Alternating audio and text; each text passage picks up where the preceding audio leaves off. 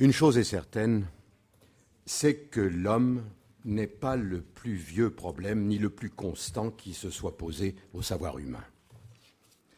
En prenant une chronologie relativement courte et un découpage géographique restreint, la culture européenne depuis le XVIe siècle, on peut être sûr que l'homme y est une invention récente. Ce n'est pas autour de lui et de ses secrets que, longtemps, obscurément, le savoir a rôdé. En fait, parmi toutes les mutations qui ont affecté le savoir des choses et de leur ordre, le savoir des identités, des différences, des caractères, des équivalences, des mots, bref, au milieu de tous les épisodes de cette profonde histoire du même, un seul, celui qui a commencé il y a 1 siècle et demi et qui peut-être est en train de se clore, a laissé apparaître la figure de l'homme. Et ce n'était point la libération d'une vieille inquiétude, passage à la conscience lumineuse d'un souci millénaire, accès à l'objectivité de ce qui longtemps était resté pris dans des croyances ou dans des philosophies. C'était l'effet d'un changement dans les dispositions fondamentales du savoir. L'homme est une invention dont l'archéologie de notre pensée montre aisément la date récente et peut-être la fin prochaine. Si ces dispositions venaient à disparaître, comme elles sont apparues, si par quelque événement dont nous pouvons tout au plus pressentir la possibilité, mais dont nous ne connaissons pour l'instant encore ni la forme ni la promesse, elles basculaient, comme le fit au tournant du XVIIIe siècle le sol de la pensée classique, alors on peut bien parier que l'homme s'effacerait, comme à la limite de la mer un visage de sable. Bonsoir. Bienvenue sur France Culture, à l'école normale et au nouveau chemin de la connaissance. J'arrête ici les salutations. Ce texte sublime, pour le coup de Michel Foucault, dans ce pavé, c'est le cas de le dire, que constituent les mots et les choses, donc constitue la fin de ce livre étonnant. Le livre s'arrête donc sur la prédiction. Foucault est ici dans le rôle du prophète, presque hégélien, un hégélianisme de l'avenir, s'arrête sur la prédiction de la disparition de l'homme, de la mort de l'homme. Qu'est-ce que ça veut dire ?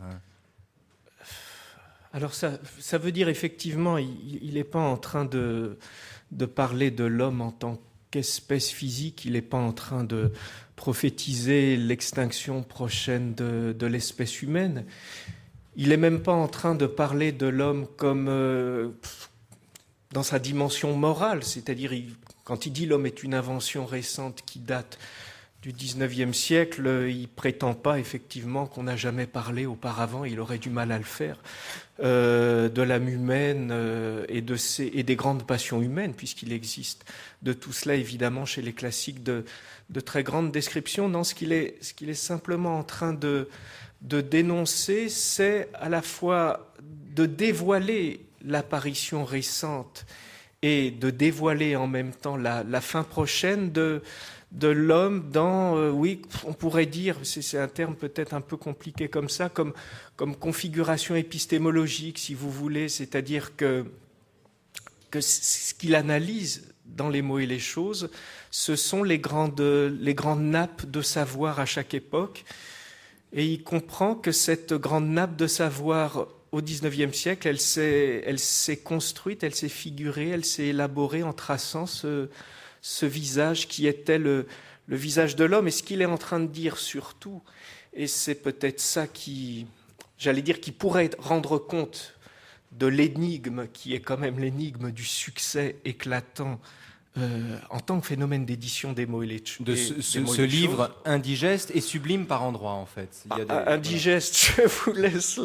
je vous laisse le dire. Disons, en tout cas, un livre sans concession, un livre terriblement rigoureux, un livre très très difficile, à l'architecture très complexe.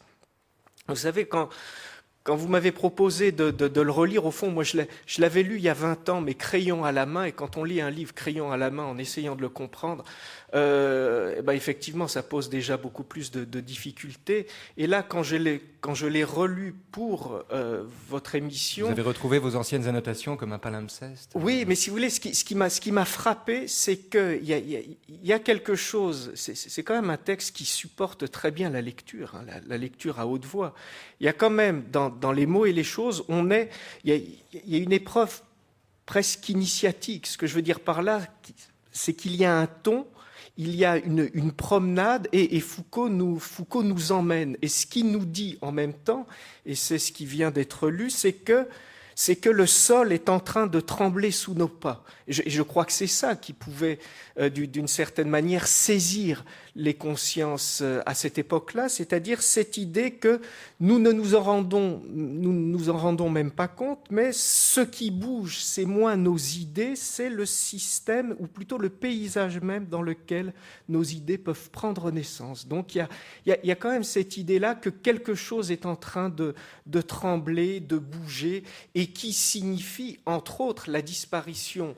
Quand il dit la disparition de l'homme, en tout cas la disparition de la rhétorique humaniste, oui. Alors voilà, parce qu'il y a aussi ça. Est-ce que Foucault parle sous l'aspect de l'éternité, comme on dit, ou est-ce que Foucault est l'auteur de son époque? Si on est foucaldien jusqu'au bout, si on pratique l'historicisme qui est le sien, on a le sentiment que Foucault parle de son époque, parle de son temps, d'un événement propre à son époque, que les épisodes qui ont suivi peuvent avoir démenti. Après tout, il y a 42 ans depuis la publication des mots et des choses. Si Foucault parle de son époque et diagnostique ce qui se passe dans son époque et prédit quelque chose, prend le risque de prédire quelque chose, on peut contrer la prédiction. Dans les termes dans lesquels il annonce la mort de l'homme, certains, il y en a beaucoup, un certain nombre d'essayistes ont tenté de revenir dessus et de contrer cette prédiction. Mais en même temps, la démarche de Foucault est-elle de dire que le sol tremble cette fois-ci, en ce moment, et donc mai 68 avérerait son propos, mais à ce moment-là, on peut dire que le sol a cessé de trembler après mai 68, ou bien la démarche de Foucault est-elle de faire trembler, finalement, vaciller nos certitudes, et de faire trembler le sol par principe. Quand on relit ce texte 40 ans plus tard, est-ce qu'il conserve une actualité, ou est-ce qu'il est juste intempestif à jamais? Alors qu'il soit intempestif, je le pense, parce qu'il développe quand même un principe d'inquiétude. Ce qui est assez étonnant au fond, c'est que ce livre, dont on a fait peut-être a posteriori, en tout cas un des emblèmes possibles de 68 ou de la pensée 68, ne fait jamais que parler de l'ordre. C'est un livre sur l'ordre. Et d'ailleurs, le titre premier devait être, à la fin, ça a été les mots et les choses, mais il avait pensé à l'ordre des choses. Et c'est d'ailleurs, en anglais, c'est ce titre qui est resté. Il a pris sa revanche dans sa leçon inaugurale au Collège de France qui s'appelle l'ordre du discours. Donc c'est véritablement un livre sur l'ordre, mais en étant un livre sur l'ordre, c'est un livre qui développe un principe d'inquiétude au sens où il ne cesse de dénoncer finalement ce qui, dans nos manières de penser, peut relever de la facilité, des sentiers tout tracés. En tout cas, il appelle à penser autrement. Et il en parle comme d'une histoire du même, en expliquant justement que tout son propos est lui d'inviter à penser autrement, et il faut mettre l'adverbe ici en italique, parce qu'il est à prendre de plusieurs manières. Penser autrement, parce que ce qu'il s'agissait de penser autrement, c'était précisément l'histoire. C'est-à-dire ce livre qui a été très violemment attaqué comme un livre qui refusait l'histoire, est un livre qui essaye de penser précisément, de penser un événement et d'aller chercher l'événement justement dans la pensée. C'est-à-dire, au fond, l'idée, c'est de dire toutes ces notions dont on lui rabattait peut-être les oreilles dans toute cette grande pensée d'après-guerre marquée par le marxisme, l'existentialisme, la phénoménologie, où c'était affirmé un certain nombre de grandes notions, comme celle de continuité de la raison, comme celle de progrès aussi. Eh bien, au fond, l'idée, c'est de dire, mais est-ce que ce qu'il n'y a pas de plus historiquement têtu, ce n'est pas précisément la rupture? C'est pas précisé. Est-ce que l'historique, ce n'est pas précisément ce que personne n'attend, ce qui échappe? Michel Foucault comme penseur de la rupture, d'autres en politique auront su peut-être s'en inspirer un peu plus tard. Il faut revenir sur la notion d'événement chez Michel Foucault avant de reparler de l'homme, justement, parce que non seulement il annonce sa disparition, mais surtout il décrit son apparition finalement de façon assez tardive. Mais avant cela, la définition de l'événement pour Foucault. J'ai parlé d'hegelianisme chez Foucault, j'ai eu tort dans la mesure où Hegel considère que tout réel est rationnel, tout rationnel est réel, pour le dire rapidement. Or, Foucault, lui, en réhabilitant la notion d'événement, essaie de penser quelque chose qui est de l'ordre d'une singularité, qui échappe à la nécessité et qu'il faut penser comme tel. De ce point de vue, d'ailleurs, on peut considérer effectivement mai 68 comme un événement au sens foucaldien du terme. Frédéric Gros. Alors oui, bon, ce livre ne parle pas précisément, c'est vrai, de mai 68. Ensuite, et pour cause, il a été écrit avant et il est paru avant. Et pour cause, et en même temps, c'est vrai que on trouve dans le livre de Maurice Clavel, Ce que je crois, cette phrase. En mai 68, j'ai dit à tout le monde, ça y est, on est en plein Foucault, la mort de l'homme, c'est maintenant, etc. Et pourtant, Clavel comparait Foucault à Kant, d'ailleurs. Oui, ouais. Tout à fait. Donc, c'est vrai que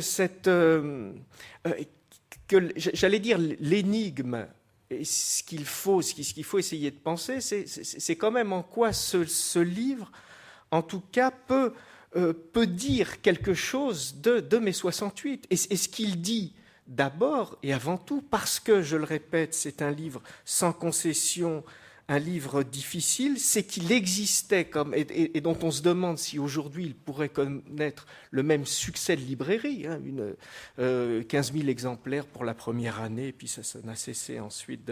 C'est que, si vous voulez, ce qui fait, ce que ça révèle, c'est qu'il existait quand même dans ces années-là une véritable passion pour la théorie, un désir, j'allais dire, un désir même d'érudition. C'était quand même une époque où on rééditait beaucoup de choses, etc. Donc, je crois que ce livre, dont le style est en même temps très impérieux, c'est-à-dire c'est un mélange de liberté et d'autorité. Quand vous parlez d'hegelianisme, je serais presque d'accord pour dire qu'il y a un ton et j'allais dire une posture d'autorité très en surplomb, au sens où ce que Foucault va montrer, ce qui a fait tellement scandale, c'est que toutes ces grandes oppositions entre le vitalisme, le mécanisme, entre le positivisme et le marxisme, etc., tous ces grands incendies entre le déterminisme et le sujet. Entre le déterminisme et le sujet, il montre que, si vous voulez, on avait quand même l'habitude jusque-là de penser l'histoire des savoirs sous la forme d'une immense épopée dans laquelle le chemin de la vérité devait se tracer en combattant toujours les monstres de l'ignorance, de l'obscurantisme, des préjugés, etc.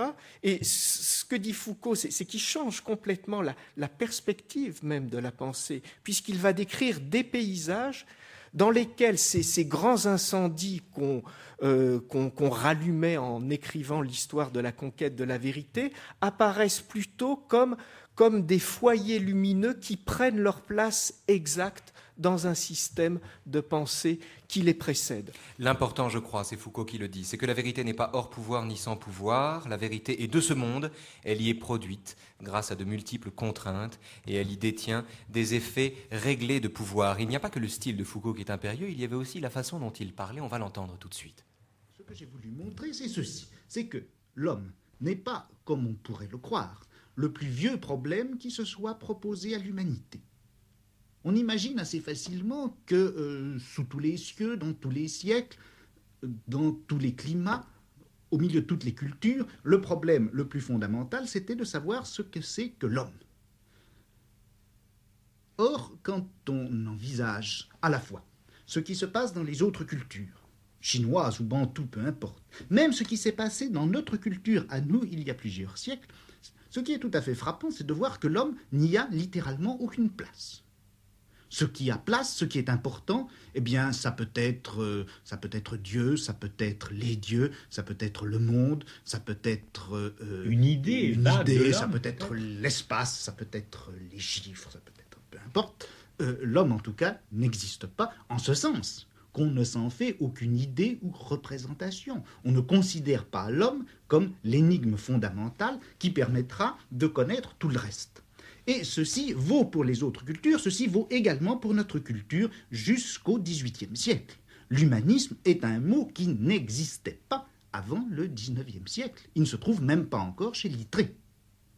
Je crois que l'homme a été une invention du XIXe siècle, et j'ai essayé de montrer comment quelque chose comme l'homme avait pu s'inventer, se constituer à bas bruit, secrètement, à travers le XVIIe et le XVIIIe siècle, et comment il avait émergé, illuminé en quelque sorte, au début du XIXe siècle. Et comment, aujourd'hui, il était en train presque de disparaître. Eh bien, je crois que l'immense développement des sciences humaines, loin de renforcer cette existence précaire, nouvelle, d'existence récente de l'homme, il me semble que toutes les sciences humaines dissolvent au contraire l'homme.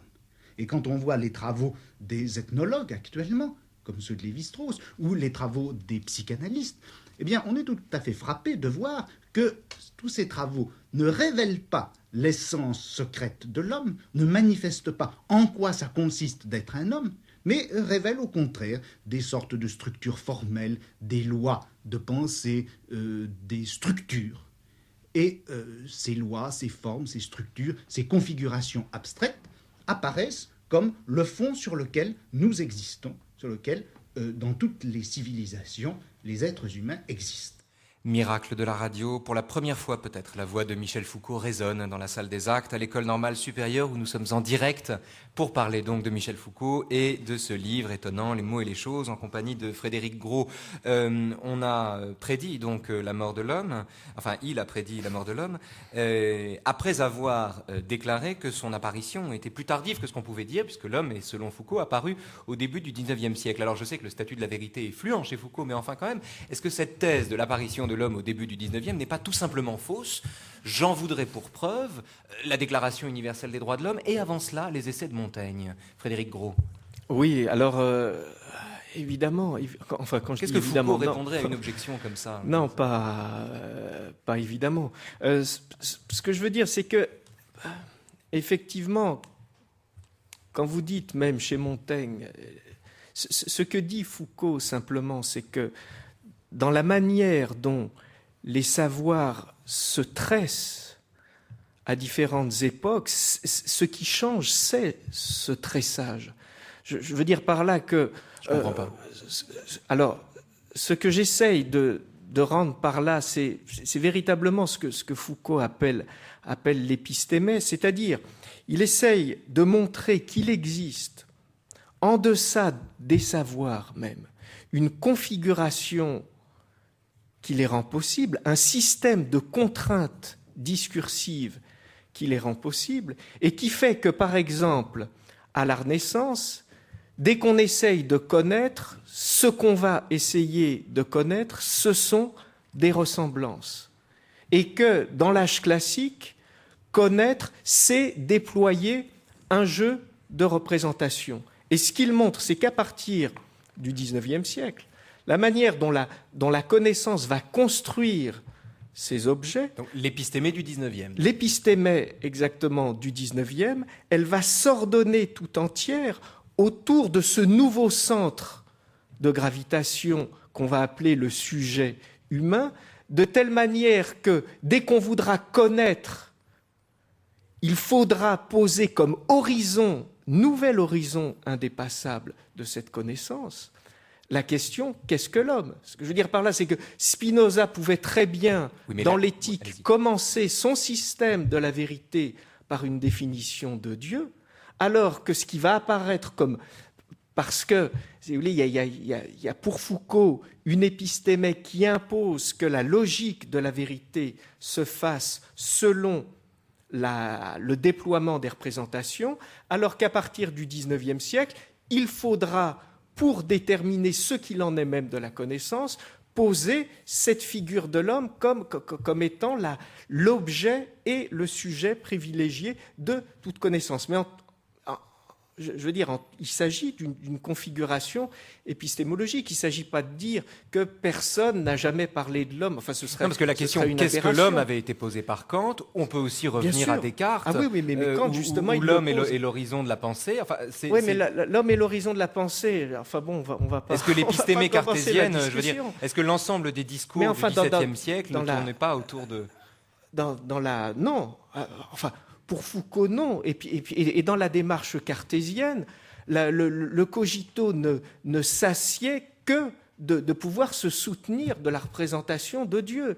Alors que précisément Kant, qui va précisément pour Foucault constituer le moment de rupture, va essayer de rechercher comme condition des représentations quelque chose qui serait une nature humaine. Mais est-ce que la rupture en question, elle n'est pas très largement antéfoucaldienne dans la mesure où Spinoza, justement, vous avez cité Spinoza tout à l'heure, dans la mesure où Spinoza, justement, longtemps avant Foucault, enfin, au XVIIe siècle, a pensé le fait que l'homme était décentré, le décentrement de l'homme, c'est-à-dire tous les vices inhérents au sentiment qu'on peut avoir d'être le centre du monde. On va encore entendre une petite minute Michel Foucault qui parle de la substitution de l'univers au monde, qui est très exactement quand même ce que Spinoza parvient à penser à la fin de la première partie de l'éthique, quand il explique que l'homme n'est pas le centre du monde et que du sentiment inverse naissent toutes les erreurs. Dans la civilisation du Moyen-Âge, de la Renaissance, le monde existait, c'est-à-dire que on se représentait quelque chose qui était une sorte d'espace fermé dans lequel il y avait le soleil, la terre, les astres, les planètes, etc. Ce monde, maintenant, au fond, il a cessé d'exister. Et nous savons simplement qu'il existe un certain nombre de relations que l'on peut calculer mathématiquement. Et ce sont ces relations, c'est la trame, le réseau de ces relations qui constitue ce qu'on appelle l'univers. Eh bien, cette substitution de l'univers au monde me paraît avoir un répondant dans le domaine dont nous parlions, c'est-à-dire dans l'homme. L'homme a existé, comme autrefois existait le monde, et maintenant, tout comme le monde s'est dissipé dans les relations d'univers, de même, l'homme est en train de se dissiper dans un ensemble de rapports formels. Est-ce que le spinozisme fait partie de l'épistémée foucaldienne ou est-ce que c'est un contresens total de dire une chose pareille, Frédéric Gros ? L'idée que l'homme n'est plus le centre du monde, en somme. Moi, je pense qu'il cherchait ce que vous appelez, je trouve assez justement, des effets de décentrement. Mais ce décentrement, c'est pas chez Spinoza qui va le trouver, c'est chez Nietzsche. C'est dans la pensée nietzschéenne, dans la pensée du surhomme, dans... C'est pareil, oui. On va pas se lancer là-dedans. Non, pas maintenant, il est trop tard, mais oui, c'est un vrai débat. Il est trop tard, oui. Et en tout cas, il va chercher ça chez Nietzsche parce que je crois que c'est chez Nietzsche qu'il sent ce qui fait, j'allais dire, la grandeur des mots et les choses, c'est cet appel quand même à penser autrement. Parce que quand vous me dites, mais oui, mais après tout, mais Montaigne déjà était un humaniste, alors on pourrait dire, mais Socrate et Platon, etc., qu'est-ce qu'on fait ? On fait à nouveau comme si la question avait toujours déjà été posée et on rétablit espèce de continuité qui font de la philosophie et de la pensée philosophique la relance éternelle d'une question immémoriale. Alors que ce que Foucault se donne, j'allais dire comme posture de la philosophie, c'est précisément faire apparaître des discontinuités, faire apparaître des ruptures, montrer que ce qui peut apparaître comme la plus vieille question, que ce soit celle du sujet, que ce soit celle de l'homme, de la même manière, par exemple, dans ces derniers cours au Collège de France des années 80, Foucault va dire, mais au fond, la question « qui es-tu » n'est pas une question grecque. « Qui suis-je » c'est pas une question grecque. La question grecque de la morale, c'est quelle forme dois-tu donner à ton existence. C'est-à-dire qu'à chaque fois, plutôt mais que là, c'est une lecture foucaldienne des Grecs, puisque lui-même voulait remplacer l'idée d'identité ou le sentiment d'être quelqu'un par une sculpture constante de sa propre personne et de ce qu'il appelait le mode de vie. C'est une lecture des Grecs, mais en tant que cette lecture des Grecs doit nous rendre étrangers à notre propre culture. Et c'est ça l'effet des mots et les choses. C'est comment pouvoir se rendre étranger à notre propre système d'évidence. Et comment pouvez-vous obtenir cet effet si ce n'est en évitant le rétablissement justement de ces continuités immémoriales. Ce que Foucault, à partir de Kant justement, et à partir du texte « Qu'est-ce que les Lumières ?», quand Foucault, précisément, va se poser comme étant un héritier de la pensée kantienne, mais un héritier de la pensée kantienne telle qu'elle s'exprime dans le texte « Qu'est-ce que les Lumières ?», c'est en disant qu'au fond, la philosophie n'est pas autorisée à penser par sa propre histoire et par le fait qu'il existe des vieilles questions philosophiques. Ce qui autorise la philosophie à penser, c'est la convocation du présent. C'est la convocation du présent et c'est pour ça qu'il dit philosopher, c'est penser sa propre actualité. On va entendre quelques lignes de Michel Foucault encore pour terminer cette émission avec vous, Frédéric Gros. Étrangement, l'homme, dont la connaissance passe à des yeux naïfs pour la plus vieille recherche depuis Socrate, n'est sans doute rien de plus qu'une certaine déchirure dans l'ordre des choses. Une configuration, en tout cas, dessinée par la disposition nouvelle qu'il a prise récemment dans le savoir. De là sont nées toutes les chimères des nouveaux humanismes, toutes les facilités d'une anthropologie entendue comme réflexion générale, mi-positive, mi-philosophique, sur l'homme. Réconfort, cependant, et profond apaisement, de penser que l'homme n'est qu'une invention récente, une figure qui n'a pas 2 siècles, un simple pli dans notre savoir, et qu'il disparaîtra dès que celui-ci aura trouvé une forme nouvelle.